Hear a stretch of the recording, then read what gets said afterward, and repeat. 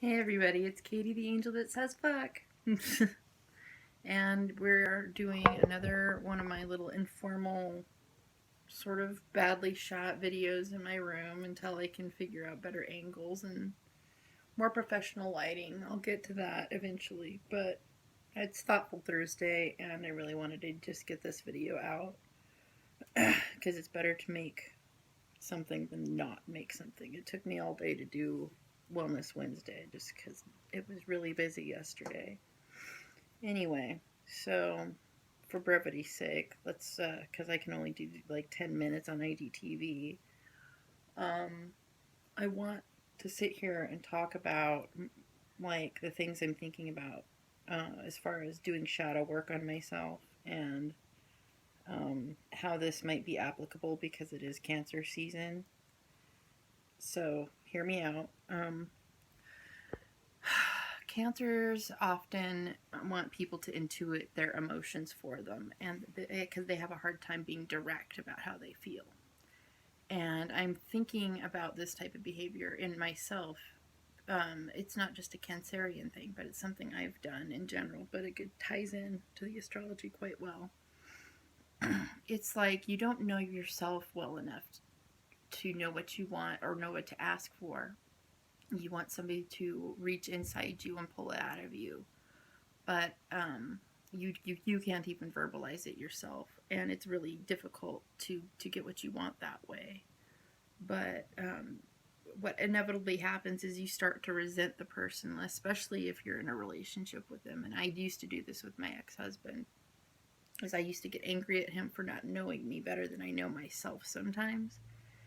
And it's one of those things that it's not really fair to do the other person, but it happens all the time because relationships, if you're not used to thinking about them as mirrors yet, it's just what you do when you're at a low level of understanding on how things work. People reflect your own behaviors at you.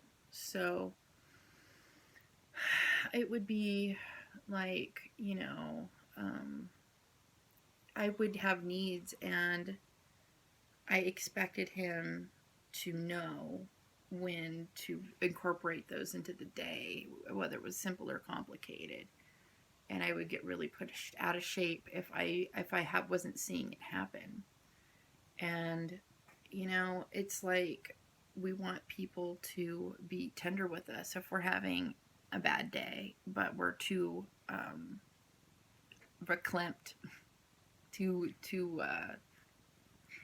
that's a silly word. I don't even know if it's really Yiddish, but I know, like, I used to watch SNL. I know some Yiddish, but I don't know nearly enough to claim I know that. But anyway, um, on to the point. Like, I was feeling like closed up in the throat chakra, which happens to me a lot. Like, I'll bypass my own. I was analyzing my chakras today in meditation, and I have issues with my throat chakra and my solar plexus. So I don't have the confidence to speak my mind. I don't have as much balance and flow in those areas. So I feel self conscious, and it's doing what it's doing, and then makes it hard for me to translate what's really going on in my thought process a lot of the times, especially if it's emotionally, if it has to pass through my heart chakra to get through my, like, there's this so much emotion here, like I have a lot of emotion here,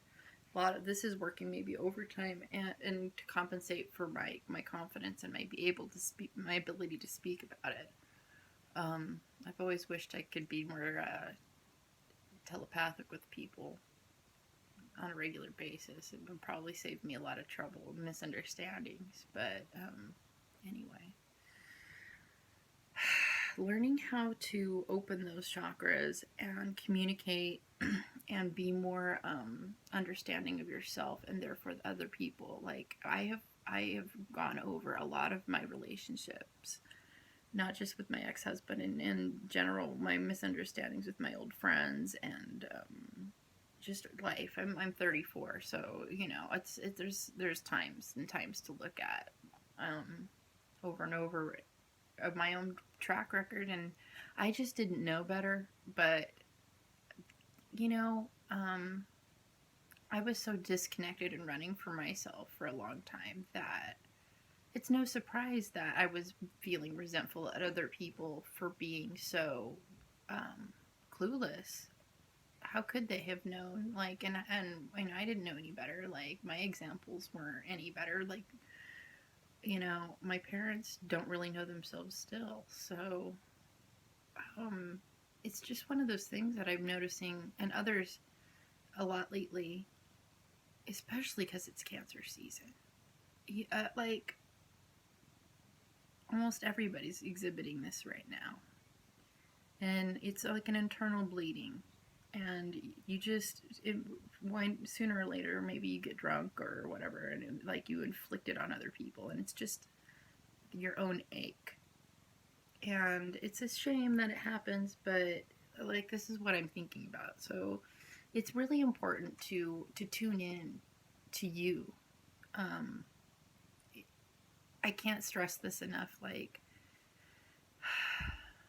you need to actively care about how you feel, who you are, what's going on with you, and discern what your wants and needs are, and be able to take care of your inner child enough to not be bleeding over on other people in the way that you start to resent them for not being able to do your own job that you need to be doing.